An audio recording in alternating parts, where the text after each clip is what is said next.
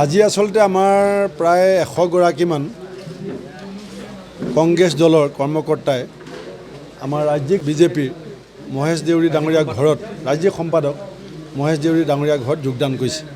যোগদান কাৰ্যসূচীটো দিনত আপোনালোকক কৈছিলোঁ। তাৰে এটা অংশ আজি হৈ গৈছে, এটা অংশ আৰু দুদিনমানৰ পাছত হ'ব। কিন্তু আমাৰ ডেইলি জইনিঙৰ কাৰণে দিনত আমি সময় লোৱা নাই, ৰাতি আমি জইনিঙৰ সিদ্ধান্তটো লৈছোঁ। কিন্তু দিনত ৰাজহুৱা সভাবিলাক কৰিছোঁ আৰু ৰাতি জইনিং কৰিছোঁ। প্ৰচাৰটো আপোনালোকৰ চকুৰ আগত হৈ আছে।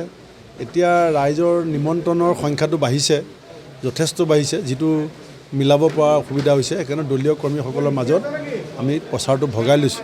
কালিলৈ মই শিমলুগুৰি আৰু ৰঙতিত থাকিম আৰু ৰাতিপুৱা আমাৰ নাৰায়ণপুৰ টাউনত দুখনমান এই ক্ল'জ ড'ৰ মিটিং আছে। তাৰপিছত আমি দিনটো শিমলুগুৰি আৰু ৰঙতি।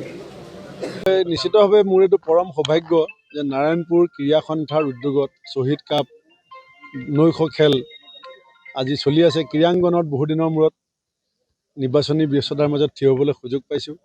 আৰু নাৰায়ণপুৰ ক্ৰীড়া সন্থা আমাৰ গোটেই অঞ্চলটোৰে এটা অগ্ৰণী ক্ৰীড়া সন্থা।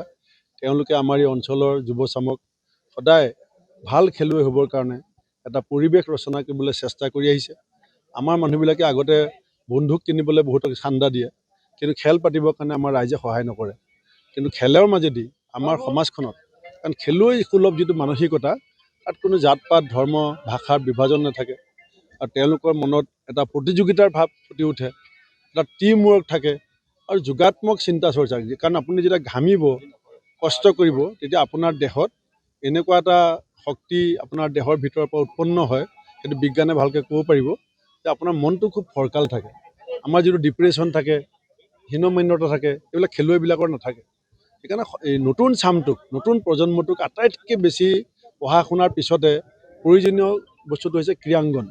আৰু সেইটো নাৰায়ণপুৰ ক্ৰীড়া সন্থাই এইকাৰণে দিব পাৰিছে যে ইয়াত বহুকেইজন শিক্ষক আছে ইয়াত।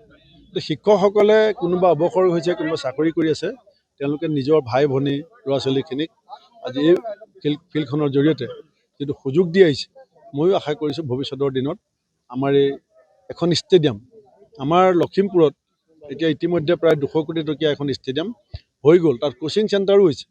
কিন্তু আমাৰ নাৰায়ণপুৰত ইমান খেলাৰ প্ৰতি স্পৃহা আছে, কিন্তু আমাৰ এখন আটকধুনীয়া ষ্টেডিয়াম নাই। বৰষুণৰ কাৰণে ইয়াত আকৌ আনি বালি পেলাবলগীয়া হয়। ক্ৰিকেট পাতিলে আমাৰ ভাল ফিল্ড এখন নাই। গতিকে নাৰায়ণপুৰৰ দীৰ্ঘদিনীয়া যিটো মানুহৰ আশা, আৰু নাৰায়ণপুৰে বহুত ৰাষ্ট্ৰীয় খেলুৱৈ জন্ম দিছে। ভলীবলৰ ক্ষেত্ৰতে হওক, বহুত ভাল প্লেয়াৰ ইয়াৰ পৰা শ্বুটিঙতো আমাৰ ইণ্টাৰনেশ্যনেল প্লেয়াৰ্ছ আছে। কিন্তু সেই হিচাপে আমাৰ যিটো মানদণ্ড ক্ৰীড়াংগনৰ, সেই মানদণ্ডটো আমি উঠাব পৰা নাই। এইটো মোৰ এটা বহুত দিনীয়া সপোন। আগতেও চেষ্টা কৰিছিলোঁ, নোৱাৰিলোঁ। এতিয়া ডক্টৰ হিমন্ত বিশ্ব শৰ্মা ডাঙৰীয়াৰ নেতৃত্বত এখন ভাল ক্ৰীড়াংগন আমি যাতে নাৰায়ণপুৰে পাওঁ, তাৰ কাৰণে নিশ্চয় প্ৰচেষ্টা অব্যাহত ৰাখিম।